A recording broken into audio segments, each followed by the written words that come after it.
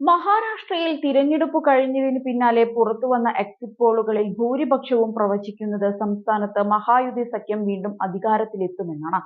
പ്രതിപക്ഷ സഖ്യമായ മഹാവികാസ് അഘാഡി സഖ്യത്തിന് മുന്നേറ്റമുണ്ടാക്കാൻ സാധിക്കുമെങ്കിലും അത് കേവല ഭൂരിപക്ഷത്തിലേക്ക് എത്തില്ലെന്നാണ് സർവേ പറയുന്നത്.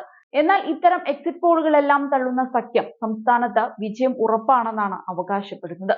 ഒരു പടി കൂടി കടന്ന സംസ്ഥാനത്ത് ആര് മുഖ്യമന്ത്രിയാകുമെന്നത് സംബന്ധിച്ച് സഖ്യത്തിൽ തർക്കവും ആരംഭിച്ചിട്ടുണ്ട്. എ സഖ്യകക്ഷികളായ കോൺഗ്രസിനും ശിവസേനയ്ക്കും ഇടയിലാണ് മുഖ്യമന്ത്രി സ്ഥാനത്തെ ചൊല്ലിയുള്ള തർക്കം ഉടലെടുത്തിരിക്കുന്നത്. മഹാവികാസ് അഘാഡി സർക്കാർ രൂപീകരിക്കുന്നതിൽ ഇരു സഖ്യകക്ഷികളും ശുഭാപ്തി വിശ്വാസം പ്രകടിപ്പിച്ചപ്പോൾ സർക്കാർ രൂപീകരണത്തിൽ കോൺഗ്രസ് നേതൃത്വം വഹിക്കുന്ന കോൺഗ്രസ് നേതാവ് നാനാ പട്ടോളയുടെ പ്രസ്താവനയാണ് തർക്കത്തിനിടയാക്കിയത്. നാനാ പട്ടോളയ്ക്ക് ശക്തമായ ഭാഷയിൽ മറുപടിയുമായി ശിവസേന നേതാവ് സഞ്ജയ് റാവത്ത് MP രംഗത്ത് വന്നു. BJPയുടെ നേതൃത്വത്തിലുള്ള മഹായുതിക്ക് ഭൂരിപക്ഷം പ്രവചിക്കുന്ന എക്സിറ്റ് പോൾ ഫലങ്ങൾ ഫലിക്കാൻ പോകുന്നില്ല. മഹാരാഷ്ട്രയിൽ കോൺഗ്രസിന്റെ നേതൃത്വത്തിൽ മഹാവികാസ് അഘാഡി സർക്കാർ രൂപീകരിക്കുമെന്നായിരുന്നു നാനാ പട്ടോളയുടെ പ്രതികരണം. ഇതിനു പിന്നാലെയാണ് സഞ്ജയ് റാവത്തിന്റെ മറുപടിയും ഉണ്ടാകുന്നത്. ഞാനിത് അംഗീകരിക്കില്ല, മറ്റാരും ഇത് അംഗീകരിക്കില്ല. ഇങ്ങനെ പറയാൻ നാനാ പട്ടോളയ്ക്ക് കോൺഗ്രസ് അനുമതി കൊടുത്തോ എന്ന് അറിയില്ല. എല്ലാ കാര്യങ്ങളും ഞങ്ങൾ ഒരുമിച്ചിരുന്ന് തീരുമാനിക്കും. ഇക്കാര്യം സംബന്ധിച്ച് മുതിർന്ന കോൺഗ്രസ് നേതാക്കളുടെ ഭാഗത്തു നിന്നും വിശദീകരണങ്ങൾ വരേണ്ടതുണ്ടെന്നാണ് അദ്ദേഹം പറഞ്ഞത്.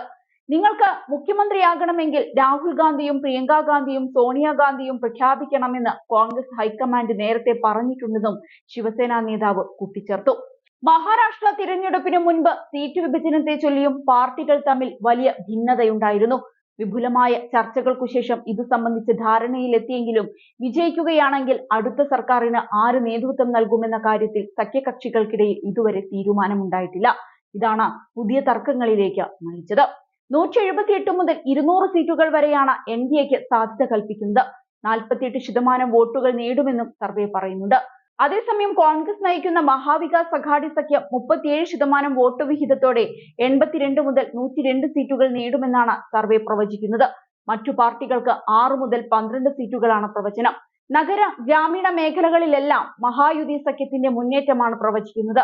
നഗരമേഖലയിൽ 47% വോട്ടും ഗ്രാമീണ മേഖലയിൽ 48% വോട്ടും സഖ്യം നേടുമെന്നാണ് സർവേ പറയുന്നത്. മഹാവികാസ് അഘാഡി സഖ്യത്തിന് 37ഉം 38% വോട്ടുകൾ നേടാനാകും. സ്ത്രീകൾക്ക് മാസം 1500 രൂപ ഉറപ്പാക്കുന്ന ലാഡ്ലി ബെഹൻ പദ്ധതി പോലുള്ള വമ്പൻ തിരഞ്ഞെടുപ്പ് വാഗ്ദാനങ്ങൾ മഹായുതിക്ക് അനുകൂലമായെന്നാണ് സർവേ സൂചിപ്പിക്കുന്നത്. സഖ്യത്തിന് 50% സ്ത്രീകളുടെ വോട്ടും ലഭിക്കുമെന്നാണ് സർവേയിലെ കണ്ടെത്തൽ.